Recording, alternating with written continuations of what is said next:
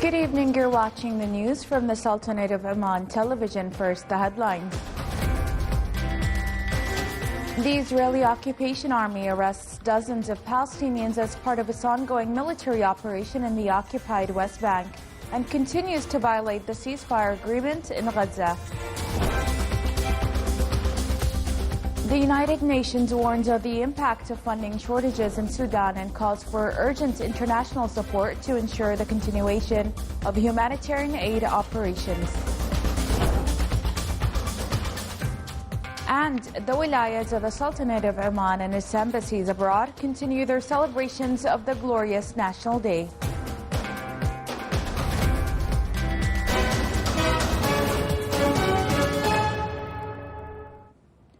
Those were the headlines. Now for the news in detail. His Majesty Sultan Haytham bin Tariq sent a cable of greetings to His Excellency President Mohammed Wuld Sheikh Ghazwani, President of the Islamic Republic of Mauritania, on the occasion of his country's Independence Day.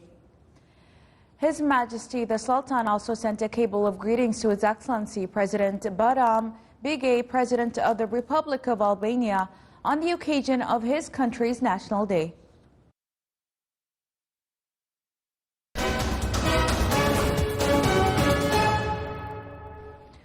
The Israeli occupation army continued its large-scale military operations for the second day in cities across the occupied West Bank, with several areas witnessing arrest campaigns and the imposition of curfews. Palestinian sources reported that 25 Palestinians were injured during an Israeli raid on the Tubus province in the northern West Bank, while dozens were arrested in the ongoing operation. The sources added that Palestinian property were being vandalized and destroyed during the continuous raids, and that parts of the eastern area of the town of Tumun experienced water outages due to Israeli attacks on the area's water lines.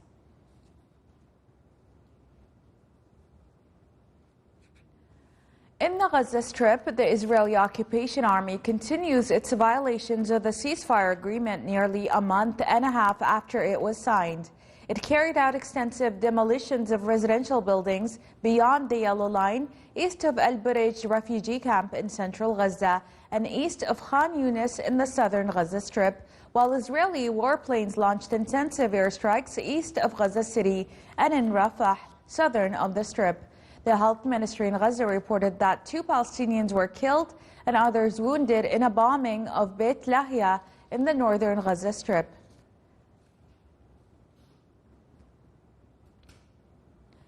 The United Nations has warned that funding shortages could jeopardize efforts to protect civilians in Sudan, particularly women, children, and the elderly, and limit its ability to deliver aid in North and West Kordofan states.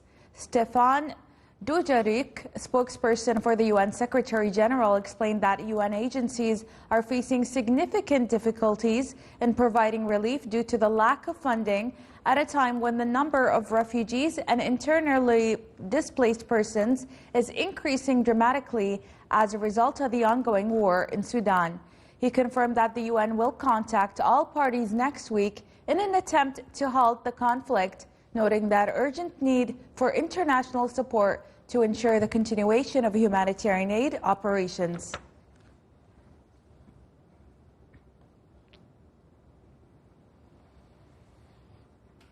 The United States has extended tariff exemptions on a number of Chinese industrial and medical imports for another year. The Office of the U.S. Trade Representative said the extension follows the trade and economic agreement reached between U.S. President Donald Trump and Chinese President Xi Jinping. The exemptions cover 14 categories of products related to solar energy manufacturing equipment and 164 categories of industrial and medical products, including electric motors, blood pressure monitors, pump components, automatic air compressors, and printed circuit boards.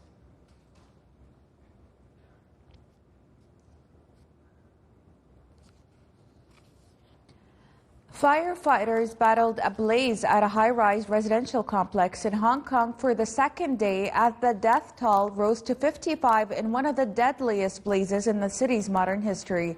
Thick smoke continued to pour out of the Wong Fu Court complex a dense cluster of high-rise towers housing thousands of people in Taipo district, a northern suburb near the border with the mainland. Authorities said today that fires in 4 buildings had been effectively put out, with the remaining 3 towers under control.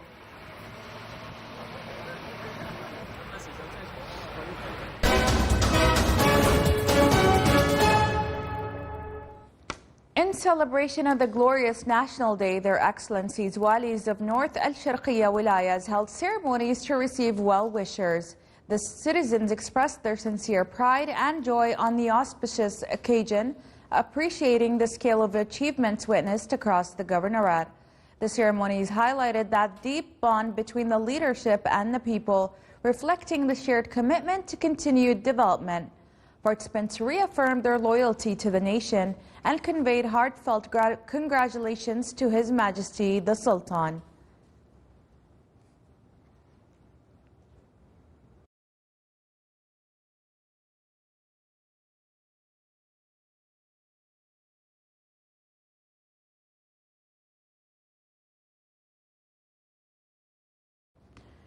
Omani embassies and diplomatic missions around the world held receptions to celebrate the glorious National Day, reflecting the deep bilateral relations between the Sultanate of Oman and the various countries, while also highlighting Oman's rich culture, accomplishments, and growing international partnership. More details are in this report. Omani embassies around the globe continue celebrating the glorious National Day. The Embassy of the Sultanate of Oman in the Republic of Tunisia held a ceremony on this auspicious occasion. His Excellency Dr. Hilal bin Abdullah Sinani, Ambassador of the Sultanate of Oman accredited to the Republic of Tunisia, affirmed the depth of the Omani-Tunisian relation since the establishment of Al Busaid rule. The Embassy of the Sultanate of Oman in the Republic of South Africa held a reception to celebrate Oman's National Day. The South African government was represented at the event by Her Excellency Thembi Semlane, Minister of Housing. Ali bin Said Al-Kthiri, head of the Omani mission to the Republic of South Africa, delivered a speech welcoming the attendees and highlighting the progress Oman is witnessing, which reflects its stability and development in the economic and investment sectors. For her part, Her Excellency the Minister of Housing praised the bilateral relations between the two countries and the existing political and economic cooperation, noting the growing trade exchange between them. In celebration of the glorious National Day of the Sultanate of Oman, His Excellency Sayyid Murad Ali Shah, Chief Minister of Sindh Province, several provincial ministers, business leaders, and academics. The reception included a presentation on investment opportunities in the Sultanate of Oman and highlighted of its many tourist destinations. His Excellency Saeed bin Salim bin Hamad Al-Sinawi, Consul General of the Sultanate of Oman in Zanzibar, hosted a National Day celebration attended by the representative of the Zanzibari government, His Excellency Dr. Harun Ali Suleiman, Minister of the Constitutional and Legal Affairs and the Civil Service, along with a number of ministers and officials from the government and private sector, several consuls general and honorary consuls from the Arab and foreign countries, heads and representatives of the international organizations, senior officials from the Ministry of Foreign Affairs, members of the Omani community residing in Zanzibar, and a group of businessmen. The ceremony highlighted the most important achievements of the government of the Sultanate of Oman under the wise leadership of His Majesty Sultan Haytham bin Tariq. The ceremony also included a film presentation about Oman Vision 2040, which includes a roadmap for achieving sustainable development in the Sultanate of Oman and enhancing economic and social progress. Her Excellency Ambassador Nasra bin Salim Al-Hashmi, Ambassador of the Sultanate of Oman to the Republic of Kenya, hosted a reception at Omani Embassy in Nairobi on the occasion of the glorious National Day. The event was attended by a number of senior Kenyan government officials, directors of international organizations, head of Arab and foreign diplomatic missions accredited to the Republic of Kenya, prominent business personnel, members of the Omani community in Kenya. The Kenyan government was represented by the reception by His Excellency Abu Bakr Hassan Abu Bakr, Undersecretary for Investment Promotion at the Ministry of Investment, Trade and Industry, as guest of honor.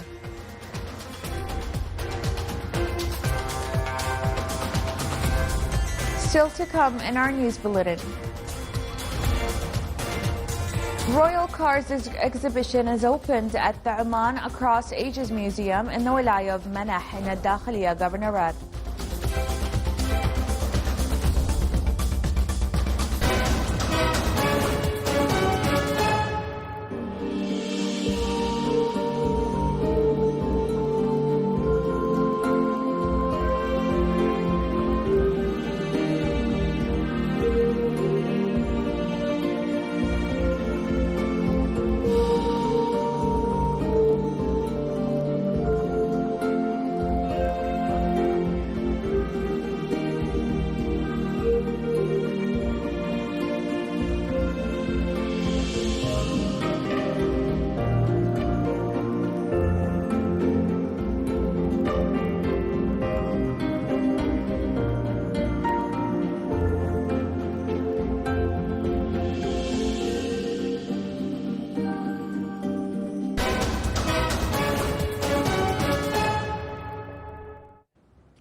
Welcome back to the news from the Sultanate of Oman television.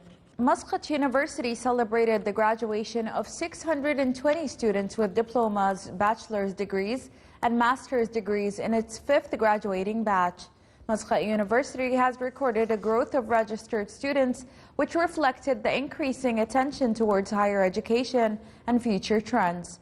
The university has strengthened its status by signing 96 cooperation agreements with high-class academic and vocational institutions, as well as hosting the UNESCO Chair for Energy. The graduation ceremony was held under the patronage of His Excellency Sheikh Ghassan bin Hilal Al-Alawi, Chairman of the State Financial and Administrative Audit Authority.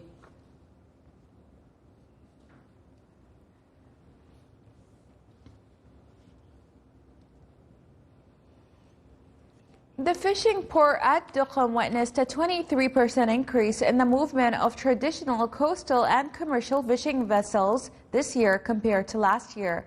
The port offers a wide range of services aimed at improving the quality of fish production and supporting the sustainability of the marine resources sector. It represents a cornerstone in the development of fishing sector after its role expanded to include the activities of handling, marine supply, and logistics, as well as providing ships with fuel, water and ice in an integrated system that contribute in fish production and achieved add value for sea products. It works unstoppable in a way that makes fishermen and companies benefit from services anytime, so to keep up with the requirements of fishing season and contribute in the sustainability of sea resources, as well as achieving the balance between the economic progress and environmental protection.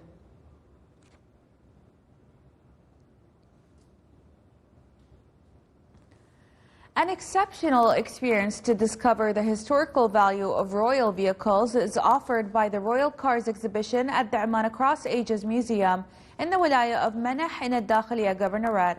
The exhibition, which runs until December 9th, includes a diverse collection of classic, sports and luxury royal cars, underscoring their historical and national importance to the Sultanate of Oman. Officials indicated that there are 7 rare automobiles, including a notable 1957 Morgan car. The event aims to provide an immersive and educational experience, allowing the public to appreciate the rich context of these magnificent cars.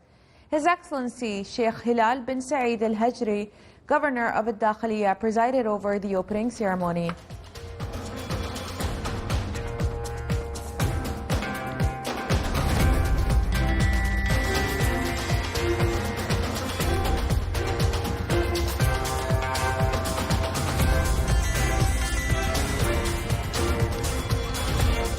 This is the Sultanate of Oman television. Before we end tonight's bulletin, here are the main points once again.